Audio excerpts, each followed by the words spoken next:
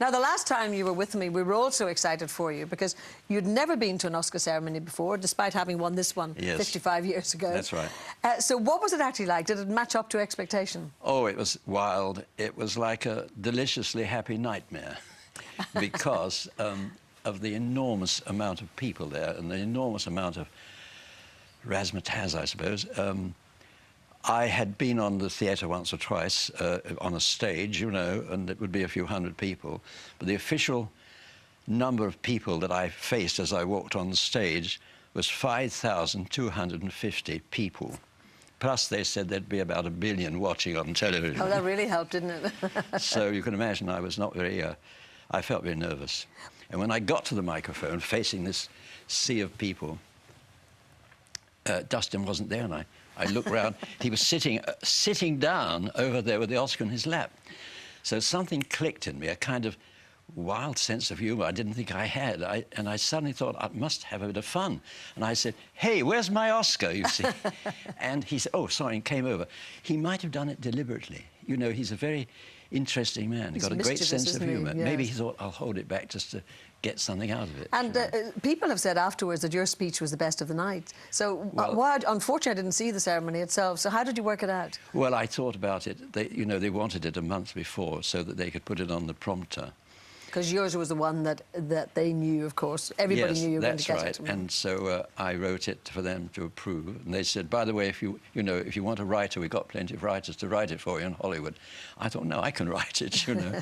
Anyway, I wrote it on the theme that I was overwhelmed and I was dreaming, as I really was probably. And I felt I was dreaming this whole thing. And I said that I do occasionally dream at night that I'm working on a movie. And I said, but this one is a biggie dream, you know. And I said, oh, my God, all these extras here, you know. And I said, and black tie too, that's extra. And then I said, and this Oscar, it's not real, you know, it's special effects. And they got a laugh. And I went on about a few other things, but it was not a very long speech. So in terms of the lighting for this one, of course, they were nuns. Yes. So dressed, in this case, in the white habit. Was that difficult to light? No, the whole thing was a piece of cake for a cameraman because it was supposed to be the Himalayas, which was so beautiful that the nuns failed in their object to found a convent there. You know, that was the whole story. So it had to be beautiful. And the fact is, we had this dazzling light from the Himalayas. It had to be very clear, so that suited my arc lamps for once. And the lighting had to be clean and clear, like Vermeer, if you like. And also, there was this gentle breeze coming through on everything, so that all their outfits were sort of rustling and so on. So it was made to look beautiful.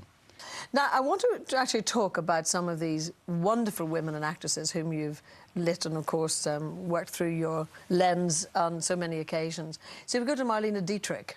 I didn't actually light her. I was the operator on the film. Harry Stradling lit her, and she had learnt a lot about lighting from her ex-director, and he was a very brilliant director and cameraman at the same time. So what would she say about lighting in terms of herself? Well, she insisted on having a 45-degree light on her face all the time. She made up her own face beautifully, and because her nose was slightly turned up, she used to put a white line down here, and she used to put white inside the eyes, which must have been painful. And what did that do?